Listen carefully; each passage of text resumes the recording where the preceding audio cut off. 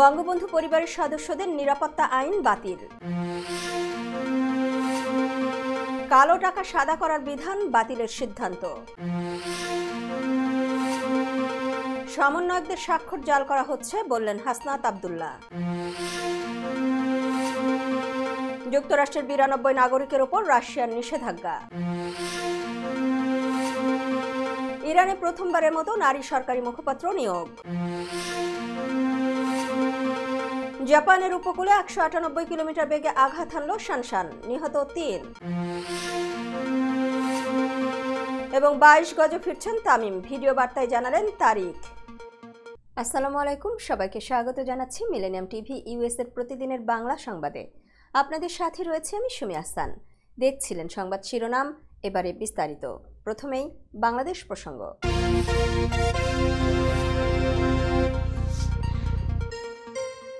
জাতির পিতার পরিবার সদস্যদের নিরাপত্তা আইন 2009 বাতিল করেছে অন্তর্বর্তী সরকার। এই লক্ষ্যে জাতির পিতার পরিবার সদস্যগণের নিরাপত্তা অধ্যাদেশ 2024-এর খসড়ায় নীতিগত ও চূড়ান্ত অনুমোদন দিয়েছে অন্তর্বর্তী সরকারের উপদেষ্টা পরিষদ। বৃহস্পতিবার প্রধান উপদেষ্টার কার্যালয় যমুনায় উপদেষ্টা পরিষদের বৈঠকে এই সিদ্ধান্ত নেওয়া হয়। বৈঠক শেষে প্রধান উপদেষ্টার প্রেস উইং থেকে পাঠানো এক বিজ্ঞপ্তিতে এই তথ্য জানানো হয়েছে। এতে আরও জানানো হয়, বিগত সরকারের সিদ্ধান্ত অনুসারে জাতির পিতার পরিবার সদস্যগণের নিরাপত্তা আইন 2009, যা ছিল 2009 সালের 63 নম্বর আইন, প্রণয়ন ও জারি করা হয়েছিল। পরবর্তী সময়ে 2015 সালের 15 মে ওই আইন অনুসারে বিশেষ নিরাপত্তা এবং সুবিধাদি দেয়ার গেজেট জারি করা হয়। বিজ্ঞপ্তিতে বলা হয়, কেবল একটি পরিবারের সদস্যদের রাষ্ট্রীয় বিশেষ সুবিধা দেওয়ার জন্য আইনটি করা হয়েছিল, যা একটি সুস্পষ্ট বৈষম্য বিরোধী ছাত্র জনতার গণ অভ্যুত্থানের পর বর্তমান অন্তর্বর্তী সরকার সব বৈষম্য দূরীকরণে দৃঢ় প্রত্যয় গ্রহণ করেছে। বর্তমানে সংসদ ভেঙে যাওয়া অবস্থায় রয়েছে, তাই এ বিষয়ে আশু ব্যবস্থা গ্রহণ করে এই আইনটি রহিত করতে অধ্যাদেশ জারি করা প্রয়োজন। এ প্রেক্ষাপটে উপদেষ্টা পরিষদ বৈঠকে জাতির পিতার পরিবার সদস্যগণের নিরাপত্তা অধ্যাদেশ 2024-এর খসড়া লেজিসলেটিভ ও সংসদ বিষয়ক বিভাগের ভোটিং সাপেক্ষে চূড়ান্তভাবে অনুমোদন করা হয় বলে বিজ্ঞপ্তিতে জানানো হয়েছে। কালো টাকা সাদা করার বিধান বাতিল করার সিদ্ধান্ত নিয়েছে অন্তর্বর্তী সরকার। বৃহস্পতিবার রাষ্ট্রীয় অতিথি ভবন যমুনায় অনুষ্ঠিত উপদেষ্টা পরিষদের সভায় এই সিদ্ধান্ত নেওয়া হয়। সভা শেষে পরিবেশ, বন ও জলবায়ু পরিবর্তন মন্ত্রণালয়ের উপদেষ্টা সৈয়দা রিজওয়ানা হাসান গণমাধ্যমকে তথ্য জানান। জানা গেছে, অতি দ্রুত সময়ে জাতীয় রাজস্ব বোর্ড NBR এ সংক্রান্ত প্রজ্ঞাপন জারি করবে। উল্লেখ্য, চলতি বছরের 29 জুন 15% কর দেওয়ার মাধ্যমে কালো টাকা সাদা করার বিধান রেখে জাতীয় সংসদে অর্থ বিল 2024 পাশ করা হয়। জাতীয় সংসদে তৎকালীন অর্থমন্ত্রী আবুল হাসান মাহমুদ আলী বিলটি প্রস্তাব করলে তা কণ্ঠভোটে পাশ হয়। কিছু লোক সমন্বয়কদের স্বাক্ষর জাল করে সাধারণ মানুষকে হয়রানি করছে বলে দাবি করেছেন বৈষম্য বিরোধী ছাত্র আন্দোলনের সমন্বয়ক হাসনাত আব্দুল্লাহ। বৃহস্পতিবার দুপুরে নিজের ফেসবুক অ্যাকাউন্টে এক পোস্টে এমন দাবি করে সবাইকে সতর্ক থাকার আহ্বান জানিয়েছেন তিনি। পোস্টে তিনি বলেন, দেশের বিভিন্ন স্থানে আমার মিথ্যে স্বাক্ষর ব্যবহার করে নোটিশ পাঠানো এবং সাধারণ জনগণকে হয়রানির অভিযোগ আসছে। তিনি আরও বলেন, এমনকি স্কলারশিপ জাপানগামী একজন ব্যক্তিকে আমার স্বাক্ষর ব্যবহার করে ইমিগ্রেশনে আটকে দেওয়ার অভিযোগ পাওয়া গেছে। এসব অভিযোগের আইনি ব্যবস্থা গ্রহণ করা হয়েছে। দেশের মানুষের কাছ থেকে এমন কার্যকলাপ হতাশাজনক। স্বাক্ষর জালিয়াতি বাংলাদেশের আইনে একটি ফৌজদারি অপরাধ। আমাদের স্বাক্ষর ব্যবহার করে কেউ এমন প্রতারণা করলে দেশের আইন অনুযায়ী সর্বোচ্চ শাস্তি নিশ্চিত করা হবে। আমাদের গণ অভ্যুত্থানের মূল স্পিরিটের পরিপন্থী হওয়ায় তদবির, মিথ্যে মামলা, হয়রানি ও চাঁদাবাজি কোনোভাবেই গ্রহণযোগ্য নয়। সুতরাং যারা এসব কর্মকাণ্ডে জড়িত থাকবে তাদের বিরুদ্ধে বিদ্যমান আইনি কাঠামোর আলোকে ব্যবস্থা গ্রহণের জন্য প্রশাসনের কাছে অনুরোধ জানানো হচ্ছে। আমাদের কোনো সিস্টেম বিরোধী কার্যকলাপের সাথে সম্পর্ক নেই। নারায়ণগঞ্জের রূপগঞ্জে দুর্বৃত্তের আগুনে গাজী টায়ার কারখানার বিধ্বস্ত 6তলা ভবনের নিচতলায় তল্লাশি চালিয়ে কোথাও জীবিত বা মৃত কোনো মানুষের অস্তিত্ব পাওয়া যায়নি বলে জানিয়েছেন বাংলাদেশ প্রকৌশল বিশ্ববিদ্যালয়ের বিশেষজ্ঞরা। এ কারণে বৃহস্পতিবার বেলা 11:30টার দিকে উদ্ধার অভিযান সমাপ্ত ঘোষণা করা হয়েছে। নিচতলার ভেতরে বেশ কয়েক জায়গায় এখন আগুন জ্বলতে দেখা গেলেও এটা আর ছড়ানোর কোনো আশঙ্কা নেই বলে জানায় ফায়ার সার্ভিস। এর আগে সকাল 8:30টার দিকে তদন্ত কমিটির সদস্যদের সঙ্গে উপজেলার রূপসী এলাকায় আগুনে পোড়া ভবনটি পরিদর্শনে যান বাংলাদেশ প্রকৌশল বিশ্ববিদ্যালয়ের বিশেষজ্ঞ প্রকৌশলীরা। বুয়েটের সিভিল ইঞ্জিনিয়ারিং বিভাগের অধ্যাপক রাকিব আহসান এ তথ্য নিশ্চিত করেছেন। তিনি জানান, ভবনটির 4, 5 ও 6 তলার ছাদের বেশ কিছু অংশ ধসে 3 তলার ছাদের ওপর পড়েছে, যে কারণে 2 তলা থেকে 6 তলা পর্যন্ত ভেতরে তল্লাশি করা বা এই মুহূর্তে ভেঙে ফেলাও সম্ভব নয়। যে কোনো সময় পুরো ভবনটি ধসে পড়তে পারে। বর্তমান অবস্থায় ভবনটি রাজধানীর বিজয় সরণির র্যাঙ্কস ভবনের চেয়েও বেশি ঝুঁকিপূর্ণ। তাই শুধুমাত্র নিচতলার বেসমেন্ট তল্লাশি করার পরামর্শ দেন অধ্যাপক রাকিব আহসান।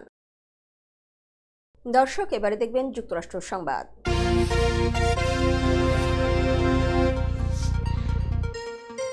যুক্তরাষ্ট্রের রাশিয়া বিরোধী অবস্থানের অভিযোগে সাংবাদিক, আইনজীবী এবং ব্যবসায়ী সহ 92 জনকে প্রবেশে নিষেধাজ্ঞা দিয়েছে রাশিয়া। বুধবার দেশটির পররাষ্ট্র মন্ত্রণালয় এক বিবৃতিতে এ তথ্য নিশ্চিত করেছে। মস্কো বলছে, জো বাইডেন প্রশাসনের রাশিয়া বিরোধী কার্যক্রমের জবাবে এই নিষেধাজ্ঞা আরোপ করা হয়েছে। এর মধ্যে অন্যতম কারণ হল রুশ রাজনীতিবিদ, ব্যবসায়ী ব্যক্তিত্ব, বিজ্ঞানী ও সাংবাদিকদের ওপর মার্কিন নিষেধাজ্ঞা। নিষেধাজ্ঞার আওতায় পড়া ব্যক্তিদের মধ্যে ওয়াল স্ট্রিট জার্নালের 14 জন কর্মী, নিউ ইয়র্ক টাইমসের 5 জন সিনিয়র সাংবাদিক এবং ওয়াশিংটন পোস্টের 4 জন সাংবাদিক রয়েছে। এছাড়া এই তালিকায় বেশ কয়েকজন সরকারি আইনজীবী, মার্কিন প্রতিরক্ষা শিল্প সংস্থার কর্মচারী এবং বিশ্ববিদ্যালয়ের অধ্যাপক রয়েছেন। মন্ত্রণালয়ের পক্ষ থেকে এক বিবৃতিতে বলা হয়, তথাকথিত স্বাধীনতা মুক্ত বিশ্বের নামে যারা রাশিয়া এবং রাশিয়ার জনগণের বিরুদ্ধে গুজব, প্রোপাগান্ডা ছড়ায় তাদের রুশ ভূখণ্ডে প্রবেশের প্রয়োজন নেই। রুশ পররাষ্ট্র মন্ত্রণালয় বলেছে, আমরা বর্তমান মার্কিন সরকারকে শত্রুতামূলক কর্মকাণ্ডের জন্য শাস্তির অনিবার্যতা সম্পর্কে মনে করিয়ে দিচ্ছি। সেটা হতে পারে ইউক্রেনের প্রেসিডেন্ট ভ্লাদিমির জেলেনস্কি ও তার সহযোগীদের আগ্রাসন ও সন্ত্রাসী হামলায় সরাসরি মদত কিংবা রাশিয়ার অভ্যন্তরীণ বিষয়ে হস্তক্ষেপ করার চেষ্টা। দর্শক, মিলেনিয়াম টিভি ইউএস এর প্রতিদিনের বাংলা সংবাদের এ পর্যায়ে নিচ্ছি ছোট্ট একটি বিরতি। ফিরে আসছি বিরতির পর।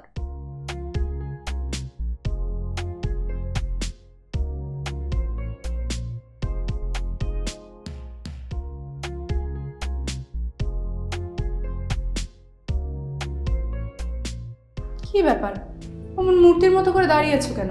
পাগল হয়ে গেলে নাকি? প্র্যাকটিস করছি। কি প্র্যাকটিস করছো? কেন লিভিং স্ট্যাচুতে দাঁড়িয়ে কি করে ভিক্ষা করে দেখালি? আমার ট্যাক্স নিয়ে ঝামেলা চলছে, ল্যান্ড প্রপার্টি নিয়ে ঝামেলা চলছে। এগুলো সমাধান না হলে কিছুদিন পর আমাকে ওইভাবে দাঁড়িয়ে ভিক্ষা করতে হবে। তাই এখন থেকে দাঁড়িয়ে প্র্যাকটিস করছি। আহা, এত চিন্তা করছো কেন? লিগ্যাল নেটওয়ার্ক ইন্টারন্যাশনাল আছে না? Legal network international? হ্যাঁ, কিছুদিন আগে ইন্স্যুরেন্স দিয়ে সম্পভাবিদের একটা ঝামেলা হলো না? লিগ্যাল নেটওয়ার্কের মাধ্যমেই তো সেটা সমাধান হলো। শুধু ইন্স্যুরেন্সই না ভাবি, criminal case, immigration, tax, divorce, housing সংক্রান্ত যে কোনো লিগেল সমস্যার সমাধান পেয়ে যাবেন লিগেল নেটওয়ার্কে।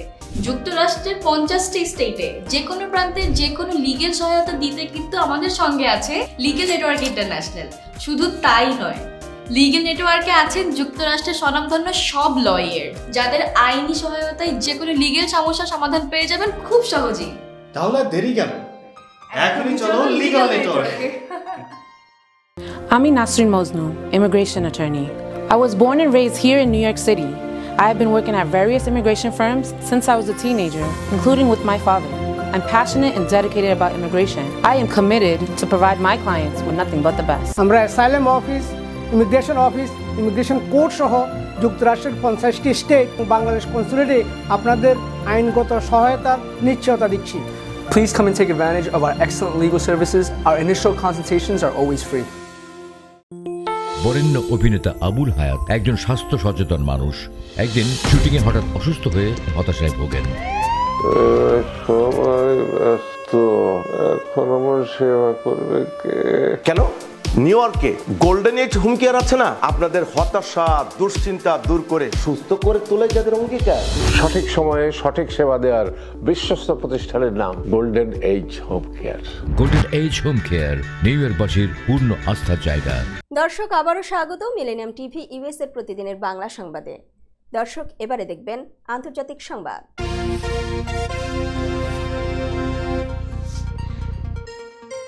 ইরানের নতুন প্রেসিডেন্ট মাসুদ পেজেশকিয়ানের সরকারে প্রথমবারের মতো একজন নারীকে মুখপাত্র হিসেবে নিয়োগ দেওয়া হয়েছে। বুধবার মন্ত্রিসভার বৈঠকে এই নিয়োগ দেওয়া হয়। খবর তেহরান টাইমসের। নিয়োগপ্রাপ্ত ওই নারী মুখপাত্রের নাম ফাতেমে মোহাজেরানি।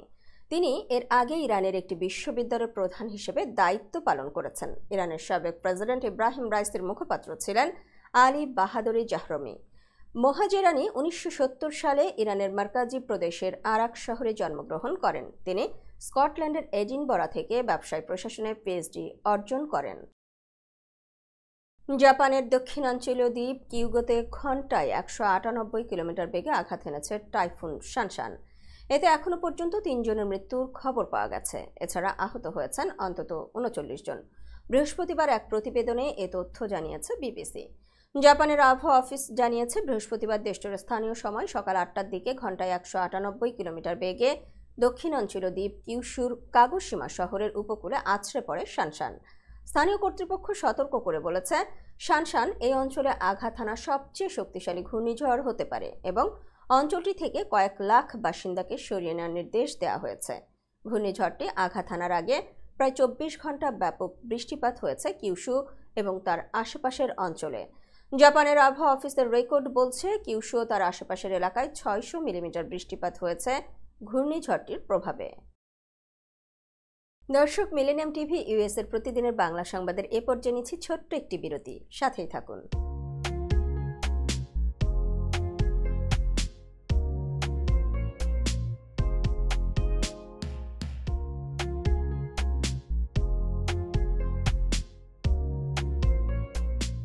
কি ব্যাপার, অমন মূর্তির মতো করে দাঁড়িয়ে আছো কেন? পাগল হয়ে গেলে নাকি? প্র্যাকটিস করছি। কি প্র্যাকটিস করছো? কেন লিভিং স্ট্যাচুতে দাঁড়িয়ে কি করে ভিক্ষা করে দেখনি? আমার ট্যাক্স নিয়ে ঝামেলা চলছে, ল্যান্ড প্রপার্টি নিয়ে ঝামেলা চলছে। এগুলো সমাধান না হলে কিছুদিন পর আমাকে ওইভাবে দাঁড়িয়ে ভিক্ষা করতে হবে। তাই এখন থেকে দাঁড়িয়ে প্র্যাকটিস করছি। আহা, এত চিন্তা করছো কেন? লিগ্যাল নেটওয়ার্ক ইন্টারন্যাশনাল আছে না? Legal network international? হ্যাঁ, কিছুদিন আগে ইন্স্যুরেন্স দিয়ে সম্পভাবিদের একটা ঝামেলা হলো না? লিগ্যাল নেটওয়ার্কের মাধ্যমেই তো সেটা সমাধান হলো। শুধু ইন্স্যুরেন্সই না ভাবি, criminal case, immigration, tax, divorce, housing সংক্রান্ত যে কোনো লিগেল সমস্যার সমাধান পেয়ে যাবেন লিগেল নেটওয়ার্কে। যুক্তরাষ্ট্রের 50টি স্টেটে যে কোনো প্রান্তে যে কোনো লিগেল সহায়তা দিতে কিন্তু আমাদের সঙ্গে আছে লিগেল নেটওয়ার্ক ইন্টারন্যাশনাল। শুধু তাই নয়, লিগেল নেটওয়ার্কে আছেন যুক্তরাষ্ট্রের স্বনামধন্য সব লয়ার, যাদের আইনি সহায়তায় যে কোনো লিগেল সমস্যার সমাধান পেয়ে যাবেন খুব সহজেই। তাহলে দেরি কেন? এখনই চলো লিগ্যাল নেটওয়ার্কে। I'm Nasrin Mosnu, immigration attorney. I was born and raised here in New York City. I have been working at various immigration firms since I was a teenager, including with my father. I'm passionate and dedicated about immigration. I am committed to provide my clients with nothing but the best. আমরা asylum office, immigration court সহ যুক্তরাষ্ট্রের 50টি state এবং বাংলাদেশ কনসুলেটে আপনাদের আইনগত সহায়তার নিশ্চয়তা দিচ্ছি। Please come and take advantage of our excellent legal services. Our initial consultations are always free. বরেণ্য অভিনেতা আবুল হায়াত একজন স্বাস্থ্য সচেতন মানুষ। একদিন শুটিংয়ে হঠাৎ অসুস্থ হয়ে হতাশায় ভোগেন। সবাই ব্যস্ত, এখন আমার সেবা করবে কে? কেন নিউ ইয়র্কে গোল্ডেন এজ হোম কেয়ার আছে না? আপনাদের হতাশা দুশ্চিন্তা দূর করে সুস্থ করে তোলে যাদের অঙ্গীকার। সঠিক সময়ে সঠিক সেবা দেওয়ার বিশ্বস্ত প্রতিষ্ঠানের নাম golden age home care. Golden age home care New ইয়র্কবাসীর পূর্ণ আস্থার জায়গা। দর্শক, আবারও স্বাগত মিলেনিয়াম টিভি ইউএস এর প্রতিদিনের বাংলা সংবাদে। দর্শক, এবারে দেখবেন প্রতিনিধি সংবাদ।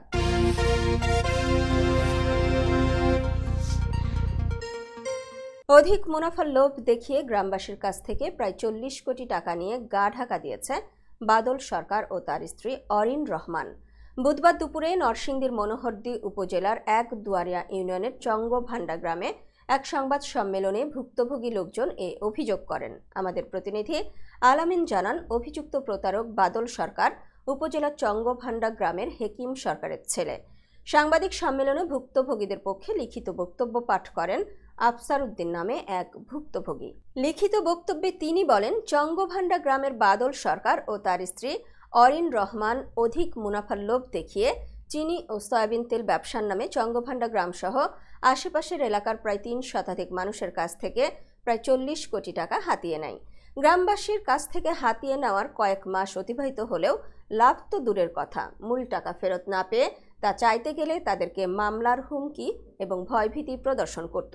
শুধু তাই নয়, টাকা ফেরত চাইলে ভুক্তভোগী আফসার উদ্দিনকে মিথ্যে মামলা দিয়ে পুলিশ দিয়ে ধরিয়ে নেন। আফসার উদ্দিনকে জেলে দেওয়ার পর তার স্ত্রী টাকা ও স্বামীর শোকে গলায় দড়ি দিয়ে আত্মহত্যা করেন। পুত্রবধূ মৃত্যু 3 দিন পর এই শোকে আফসার উদ্দিনের মা আনোয়ারা বেগমও মারা যায়। এই টাকার শোকে এই পর্যন্ত 4 জনের মৃত্যু হয়েছে বলে দাবি তাদের। সাভার ও আশুলিয়ায় চলমান ঘটনা প্রবাহ নিয়ে সাংবাদিকদের সাথে মত বিনিময় করেছেন সাবেক সংসদ সদস্য ও বিএনপির কেন্দ্রীয় কমিটির সহ পরিবার পরিকল্পনা বিষয়ক সম্পাদক ডাক্তার দেওয়ান মোহাম্মদ সালাউদ্দিন। আমাদের প্রতিনিধি আনিসুর রহমান জানান, মত বিনিময়ে মোহাম্মদ সালাউদ্দিন বলেন, সাভার আশুলিয়ায় বৈষম্য বিরোধী আন্দোলনকালে অর্ধশতাধিক হত্যাকাণ্ড ঘটেছে। ইতোমধ্যে 2 থানায় 15টি হত্যা মামলা হয়েছে। কিছু অনাকাঙ্ক্ষিত মানুষের নাম এবং বিএনপি নেতাকর্মীদের নাম এসেছে, যা মোটেও কাম্য নয়। তিনি বলেন, বিভিন্ন স্থানে গার্মেন্টসের জুট ব্যবসার নিয়ন্ত্রণ, জমি দখলের অভিযোগ আসছে। দলীয় নেতাকর্মীগণ কেউ জড়িত থাকলে ব্যবস্থা নেওয়া হবে। মত বিনিময়কালে সাভার থানা বিএনপির সাধারণ সম্পাদক গোলাম মোস্তফা, পৌর বিএনপির সাধারণ সম্পাদক বদিউজ্জামান বদির সহ অন্যান্য নেতাকর্মীগণ উপস্থিত ছিলেন। দর্শক, এবারে দেখবেন বিনোদন সংবাদ।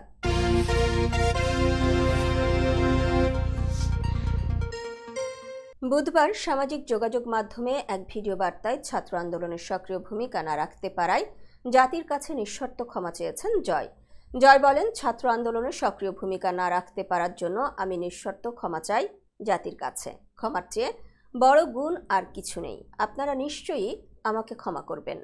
সব শিল্পীর উচিত তার অবস্থান পরিষ্কার করা। আমার বিরুদ্ধে যে মামলা হয়েছে তার বিষয়ে বিস্তারিত আলোচনা করলাম। কদিন আগে 2015 সালের 20 April BNP chairperson Begum Khaleda জিয়ার গাড়ি বহরে হামলা করে হত্যা চেষ্টার অভিযোগে শাহরিয়ার নাজিম জয়, জায়েদ খান ও সাজু খাদেম সহ 50 জনকে আসামি করে মামলা দায়ের করা হয়েছে। ভিডিও বার্তায় এ বিষয়েও কথা বলেন জয়। তার ভাষ্য, আমার নামে মামলা হয়েছে, বেগম খালেদা জিয়ার হত্যা চেষ্টার মামলা, যেখানে আমাকে আসামি করা হয়েছে। আমি মামলার এজাহার পড়েছি, যেখানে লেখা আছে 2015 সালের 20 এপ্রিল সন্ধ্যা 6টায় অনেকের সঙ্গে আমিও ছিলাম। বেগম খালেদা জিয়ার গাড়িতে হামলা করেছি, তাকে হত্যার চেষ্টা করেছি। দুঃখ প্রকাশ করে জয় বলেন, খুব দুঃখ পেয়েছি।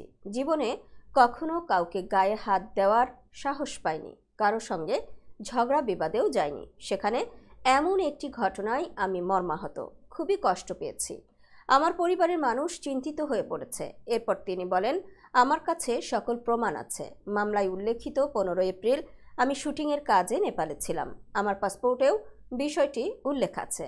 সেদিন সকাল 11টার ফ্লাইটে নেপালে যাই। সে সময় নেপালে একটি বড় ভূমিকম্প হয়, যে ভূমিকম্পে আমি, রুনা খান আরও অনেক তারকা আটকে পড়ে। এরপর 26 এপ্রিল আমরা দেশে ফিরে আসি। সেই কাগজপত্রগুলো আমার কাছে সবই আছে। দর্শক, মিলেনিয়াম টিভি ইউএস এর প্রতিদিনের বাংলা সংবাদের এ পর্যায়ে নিচ্ছে আরও একটি বিরতি। সাথেই থাকুন।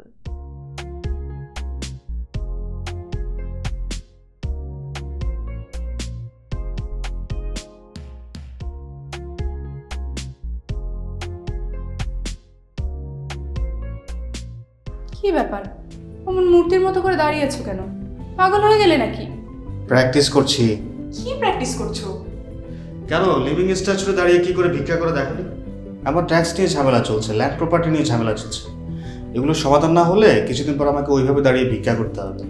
তো এখন থেকে দাঁড়িয়ে প্র্যাকটিস করছি। আহা, এত চিন্তা করছো কেন? লিগ্যাল নেটওয়ার্ক ইন্টারন্যাশনাল আছে না? Legal network international? হ্যাঁ, কিছুদিন আগে ইন্স্যুরেন্স দিয়ে সম্পভাবীদের একটা ঝামেলা হলো না? লিগ্যাল নেটওয়ার্কের মাধ্যমেই তো সেটা সমাধান হলো।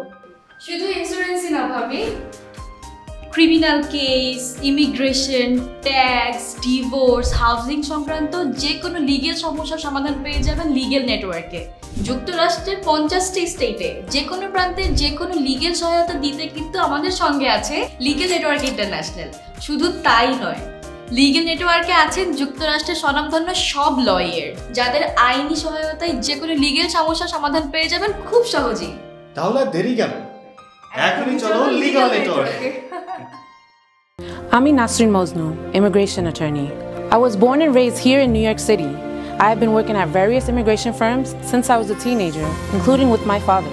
I'm passionate and dedicated about immigration. I am committed to provide my clients with nothing but the best. আমরা অ্যাসাইলাম অফিস, ইমিগ্রেশন কোর্ট সহ যুক্তরাষ্ট্রের 50টি স্টেট এবং বাংলাদেশ কনসুলেটে আপনাদের আইনগত সহায়তার নিশ্চয়তা দিচ্ছি।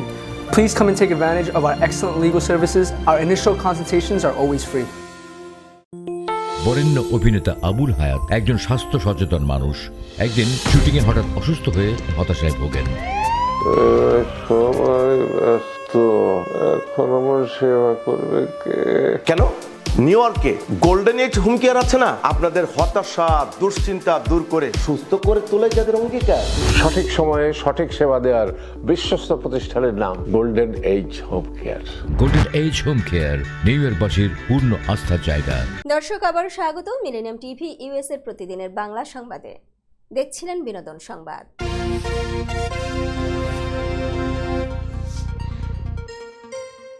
শেখ হাসিনা সরকার পতনের পর নিরাপত্তা জোরদার করা হয়েছে হযরত শাহজালাল আন্তর্জাতিক বিমানবন্দরে। বিদেশে পাড়ি দিতে বিমানবন্দরে গিয়ে আটক হয়েছেন অনেক নেতাকর্মী। সেই ধারাবাহিকতায় এবার চিত্রনায়িকা মাহিয়া মাহিকে জিজ্ঞাসাবাদ করা হয়েছে বিমানবন্দরে। জানা গেছে চলতি সপ্তাহে বিমানবন্দরে গিয়েছিলেন তিনি। সেখানে এই নায়িকাকে 1.5 ঘন্টা অপেক্ষায় রেখে বিশেষভাবে চেক করা হয় নথিপত্র। বিভিন্ন গোয়েন্দা সংস্থার রিপোর্টে তার নাম আছে কিনা তা খতিয়ে দেখা হয়েছে। সামাজিক যোগাযোগ মাধ্যমে একটি ভিডিও বার্তায় বিষয়টি নিজেই জানিয়েছেন মাহি। ওই ভিডিওতে মাহি বলেন, 1 থেকে 1.5 ঘন্টা হবে, আমি জাস্ট বসেছিলাম, কারণ কর্তৃপক্ষ নিশ্চিত হতে চাইছিল আমার বিরুদ্ধে কোনো অভিযোগ আছে কিনা। ডিজিএফআই, এনএসআই সহ বিভিন্ন গোয়েন্দা সংস্থার রিপোর্ট ভালোভাবে চেক করার পরই ফ্লাই করতে পেরেছি। মূলত একদিনের জন্য দেশের বাইরে গিয়েছিলেন মাহি। এরপর সেখানের কাজ সেরে আবারও ঢাকায় ফিরেছেন এই নায়িকা। দর্শক এবারে দেখবেন খেলার সংবাদ।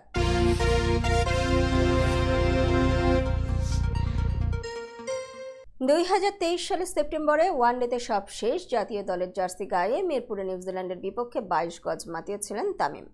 সর্বশেষ টেস্ট খেলেছেন গত বছরের এপ্রিলে মিরপুরে আয়ারল্যান্ডের বিপক্ষে। আর আন্তর্জাতিক টি-20 থেকে 2022 সালে অবসর নিলেও শেষ ম্যাচটি খেলেন 2020 সালে। সম্প্রতি বিসিবির নতুন সভাপতি ফারুক আহমেদ দায়িত্ব গ্রহণ করেই তামিমকে আবারও 22 গজে দেখার ইচ্ছে পোষণ করে জানিয়েছিলেন, আমার ব্যক্তিগত মত, তামিম ইচ্ছে করলে আরও 2-3 বছর খেলতে পারে। আমি চাই সে অন্তত আরও 2 বছর ক্রিকেট খেলুক। এবার সম্প্রতি এক ভিডিও বার্তায় 22 গজে ফেরার ঘোষণা দিয়েছেন এ টাইগার ওপেনার। তিনি জানিয়েছেন, আগামী 4 থেকে 14 অক্টোবর পর্যন্ত হতে যাওয়া যুক্তরাষ্ট্রের ন্যাশনাল ক্রিকেট লিগে খেলবেন। এদিকে একই লিগে খেলবেন বাংলাদেশের অলরাউন্ডার সাকিব আল হাসানও। প্রথমবারের মতো ডালাসের ইউনিভার্সিটি অব টেক্সাসের উদ্যোগে আয়োজিত এই টুর্নামেন্টে অংশ নেবে 6টি দল। 60 বলের এই টুর্নামেন্টে খেলতে চুক্তিবদ্ধ হয়েছেন তামিম। এনসিএল এর এক্স অ্যাকাউন্টের এক ভিডিও বার্তায় তামিম নিজেই এই তথ্য জানিয়েছেন। ভিডিও বার্তায় তামিম বলেন, আগামী 4 থেকে 14 অক্টোবর পর্যন্ত ডালাসে অনুষ্ঠিত হতে যাওয়া ন্যাশনাল ক্রিকেট লিগ ক্রিকেটে আমি অংশ নিচ্ছি। আশা করি সবার সঙ্গেই দেখা হবে, বিশেষ করে বাংলাদেশি ভক্তদের সঙ্গে। টুর্নামেন্টে মাঠে নামার জন্য আর তর সইছে না, খুব শীঘ্রই দেখা হচ্ছে। সংবাদ শেষ করার পূর্বে শিরোনামগুলো আরও একবার। বঙ্গবন্ধু পরিবারের সদস্যদের নিরাপত্তা আইন বাতিল। কালো টাকা সাদা করার বিধান বাতিলের সিদ্ধান্ত। সমন্বয়কদের স্বাক্ষর জাল করা হচ্ছে বললেন হাসনাত আব্দুল্লাহ। যুক্তরাষ্ট্রের 92 নাগরিকের ওপর রাশিয়ার নিষেধাজ্ঞা। ইরানে প্রথমবারের মতো নারী সরকারি মুখপাত্র নিয়োগ। জাপানের উপকূলে 198 কিলোমিটার বেগে আঘাত হানল শানশান, নিহত 3। এবং 22 গজে ফিরছেন তামিম, ভিডিও বার্তায় জানালেন তারিখ। এই ছিল মিলেনিয়াম টিভি ইউএস এর প্রতিদিনের বাংলা সংবাদে। মিলেনিয়াম সংবাদ দেখতে লগ ইন করুন আমাদের সামাজিক যোগাযোগের সাইট facebook.com/millenniumtv/USA বাংলা এবং youtube.com/officialmillenniumtv। এছাড়াও সংবাদের সর্বশেষ আপডেট জানতে ভিজিট করুন আমাদের নিয়মিত ওয়েবসাইট www.millenniumtvusa.com এবং www.millenniumtv.org। প্রিয় দর্শক, মিলেনিয়াম টিভি দেখুন সকল অ্যান্ড্রয়েড ফোনে, ISO Apple TV, Amazon fire TV, রুকু টিভি এবং সকল স্মার্ট টিভিতে। এছাড়াও মিলেনিয়াম টিভি দেখতে পাবেন সমস্ত ইউরোপীয় দেশ এবং অস্ট্রেলিয়ায় স্কাই নেটওয়ার্কে, বিশ্বব্যাপী জাদু টিভি, রেডিয়েন্ট আইপি টিভি, জাগো পিটি নেটওয়ার্ক এবং বিশ্বব্যাপী হরাইজন স্যাটেলাইটে। আপনারা যে যেখানেই থাকুন, ভালো থাকুন, সুস্থ থাকুন, মিলেনিয়াম টিভির সাথেই থাকুন। আল্লাহ হাফেজ।